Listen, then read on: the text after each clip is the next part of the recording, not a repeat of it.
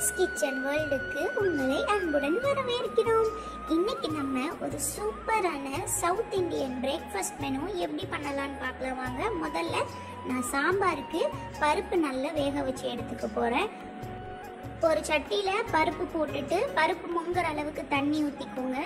கொஞ்சமா மஞ்சள் தூள் ஆட் பண்ணிக்கோங்க. அது கூடவே சீரகம் கொஞ்சமா ஆட் பண்ணிக்கோங்க. அது கூடவே பூண்டு நம்ம ஆட் பண்ணிடலாம். கடைசியா உப்பு. இது எல்லாத்தையும் ஆட் பண்ணதுக்கு அப்புறமா நல்லா மிக்ஸ் பண்ணி விட்டுட்டு ஒரு மூடியை வச்சு மூடிடுங்க. நல்ல பருப்பு வெந்து வரணும். நம்மளுக்கு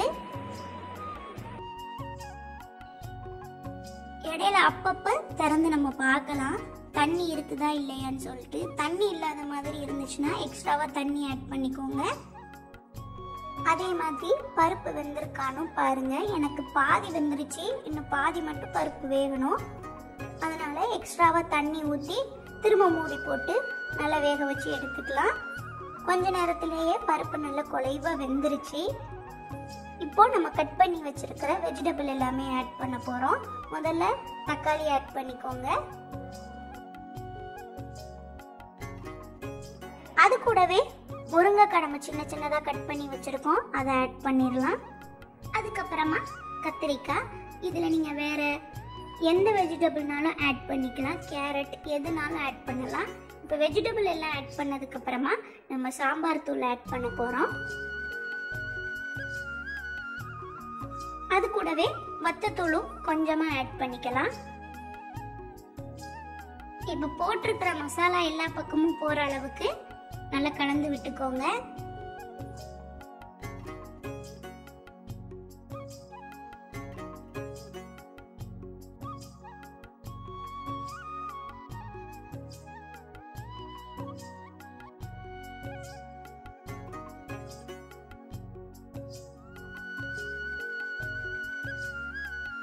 மிக்ஸ் பண்ணிட்டோம்.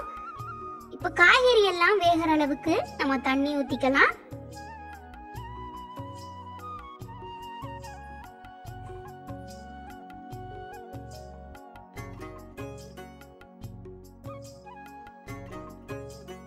இப்ப பாத்தீங்கன்னா காய்கறி கொஞ்சம் கொஞ்சமா வேக ஆரம்பிக்குது.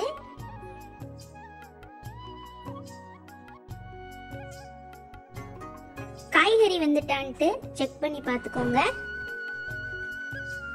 காய்கறி வெந்ததுக்கு அப்புறமா நம்ம புளி தண்ணி இதில் ஆட் பண்ண போறோம். கடைசியா தான் புளி தண்ணி ஆட் பண்ணணும். புளி தண்ணி ஆட் பண்ணிட்டு சின்ன சின்னதா கட் பண்ணி வச்சிருக்கிற மல்லி இலையை ஆட் பண்ணிடலாம். இப்போ 2 நிமிஷம் மட்டும் இருக்கட்டும். அதுக்கப்புறமா அடுப்புல இருந்து இறக்கி வச்சிருங்க.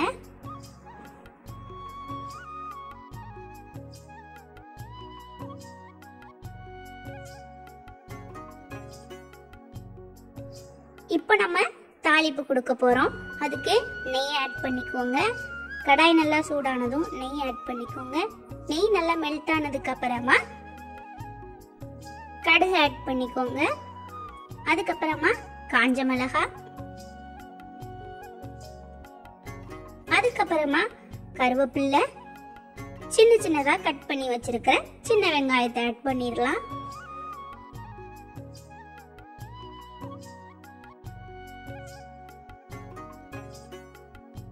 இப்ப இத நல்லா நம்ம நெய்யிலேயே வதக்கி எடுக்கணும். வெங்காயம் நல்லா முருகலா வரணும். அதுக்கப்புறமா கொஞ்சமா சாம்பார் தூள் ஆட் பண்ணிக்கோங்க. நெய்யில சாம்பார் தூள் வதக்கும் போது ரொம்ப சூப்பரா இருக்கும் டேஸ்ட். சாம்பார் தூள் ஆட் பண்ணிட்டு மிக்ஸ் பண்ணிடலாம். இப்ப இந்த தாளிப்பை அப்படியே எடுத்து நம்ம சாம்பாரோட ஆட் பண்ணிடலாம்.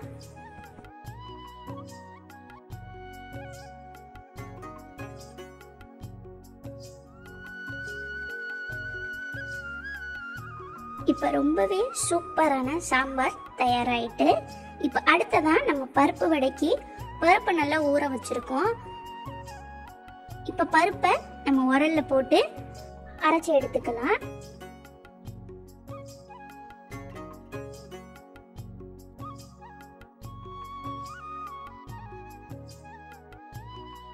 ரொம்ப மையா அரைச்சிடக்கூடாது. இந்த மாதிரி கொஞ்சம் கொர கொரப்பா அரைச்சு எடுத்துக்கணும்.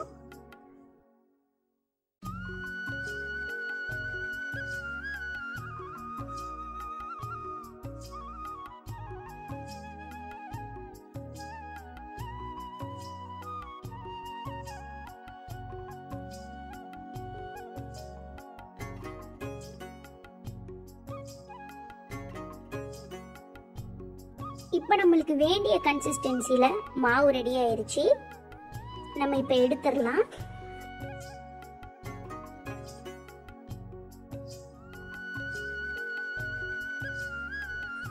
இப்போ நம்ம காரத்துக்கு பச்சை மிளகாய் ஆட் பண்ணிக்கலாம்.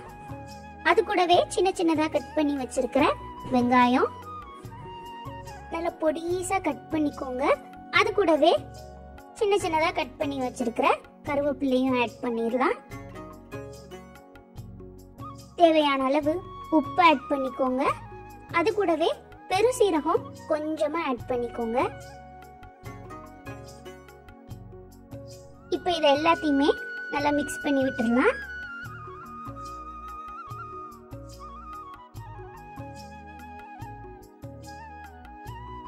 நல்லா மிக்ஸ் பண்ணதுக்கு அப்புறமா கடாயை நல்லா சூடு பண்ணிட்டு எண்ணெய் ஊத்திக்கோங்க. எண்ணெய் நல்லா சூடானதுக்கு அப்புறமா நம்ம கொஞ்சமா மாவு எடுத்து இந்த மாதிரி பால் ஷேப்ல உருண்டை பிடிச்சிட்டு விரல வச்சு பிரஸ் பண்ணீங்கன்னா நம்மளுக்கு அழகான வடை ஷேப்ல கிடைச்சிரும். அப்புறமா எண்ணெயில போட்டுடலாம். இதே மாதிரி மிச்சம் இருக்கிற எல்லா மாவையும் தட்டி எடுத்துக்கோங்க.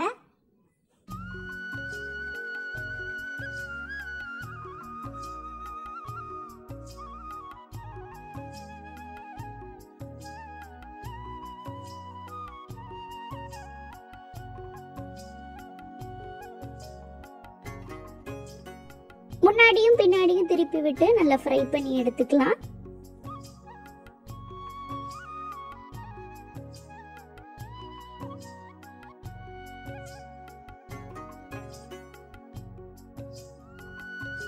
பெர்ஃபெக்ட்டான கலருக்கு வந்ததுக்கு அப்புறமா நம்ம எடுத்துடலாம். எண்ணெய் எதுவும் இல்லாம ஃபில்டர் பண்ணி எடுத்துக்கோங்க. சாம்பாரும் ரெடி ஆயிருச்சு, பருப்பு வடையும் ரெடி ஆயிருச்சு.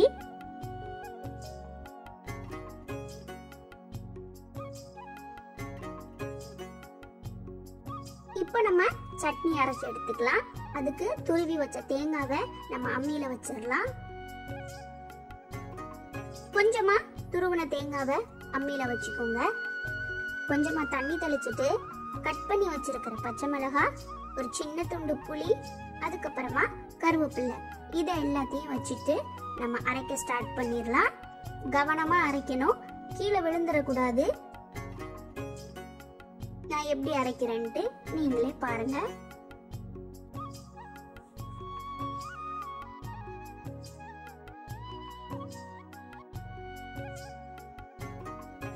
கொஞ்சம் கொஞ்சமா தண்ணி தெளிச்சு தெளிச்சு அரைச்சோம்னா சூப்பரான சட்னி நம்மளுக்கு கிடைச்சிரும். அதே மாதிரி மொத்தமா தேங்காய் துருவலை போட்டுறக்கூடாது. நம்மள்ட்ட சின்ன அம்மி தான் இருக்கு, அதனால கொஞ்சம் அரைஞ்சதுக்கு அப்புறமா மிச்சம் இருக்கிற தேங்காய் துருவலை போட்டுட்டு நல்ல கட்டி சட்னி பதத்துல அரைச்சி எடுத்துக்கலாம்.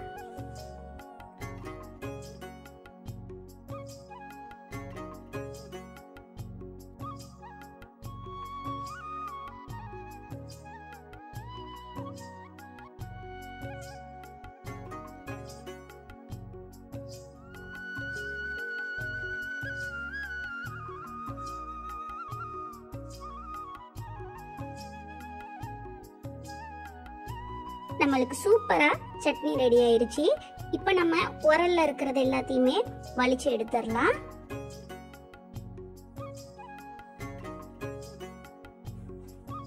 இப்போ எல்லா பக்கமும் இருக்கிற சட்னியை எடுத்து நம்ம ஒரு அழகான பவுலுக்கு டிரான்ஸ்ஃபர் பண்ணிடலாம்.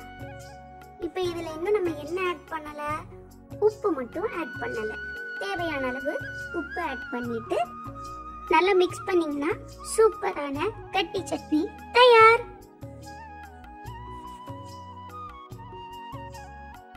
இப்ப அடுத்ததா நம்ம தோசை சுட போறோம். அதுக்கு தோசை தவா நல்லா சூடாயிருச்சு.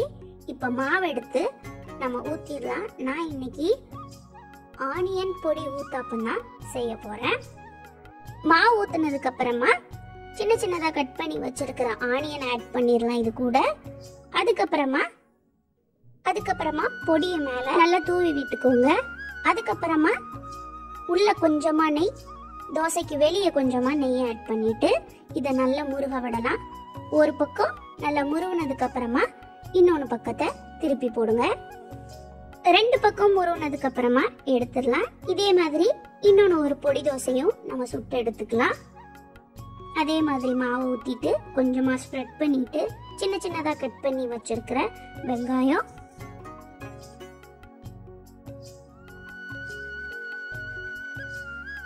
அதுக்கப்புறமா மேலே நல்ல பொடியை தூவி விட்டுட்டு அதுக்கப்புறமா ஃபைனலாக நெய் ஆட் பண்ணிக்கோங்க.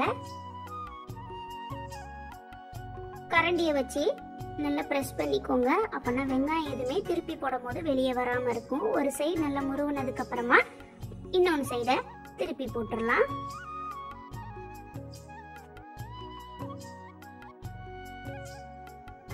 தோசை பிய்யாம கவனமா திருப்பணும். இப்போ ரெண்டு பக்கமுமே நல்லா முறிவிரிச்சு எடுத்துடலாம். சூப்பரான ஆனியன் பொடி தோசை தயார். இப்போ நம்மளுக்கு என்னெல்லாம் ரெடி ஆயிருக்கு?